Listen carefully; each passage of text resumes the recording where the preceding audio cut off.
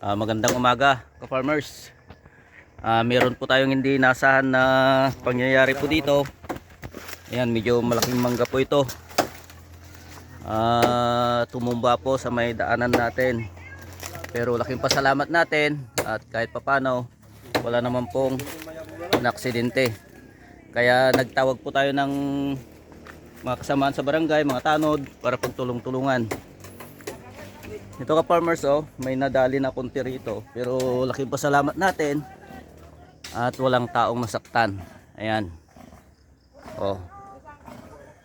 Papasalamat tayo. Malaking puno po ito, siguro nasa more than 100 years na po ito na kahoy. Kaya lang laking pasalamat natin at wala naman pong nadaganan. Meron mang konti, bahay lang.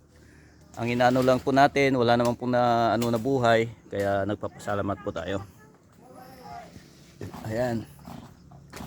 Ang ginawa natin, nagtawag tayo ng magkuha tayo ng mga chinso. Ito yung bahay ng may-ari. Merong konting nadali rito. Actually guys, yung isang binata dito nakatulog sa parte na ito. Kasi gusto niya ng gabi, malamig daw. Kaya mas gusto niya rito. Ito, nabutas.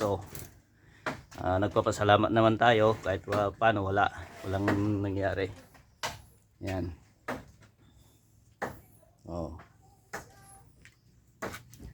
Ito na po na yung mga kasama natin mga tanod. Nag-aanda na sila para matanggal po itong puno na malaki na ito. Yan po siya. Malaking puno po ito, more than 100 years na ito na mangga. Ayan.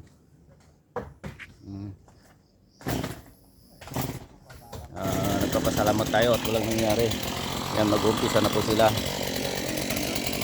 Ito lang guys, sinare ko lang po yung nangyari po rito. Nagpapasalamat po tayo. Ito paano, wala pong nangyari, sa awa ng Diyos. Thank you.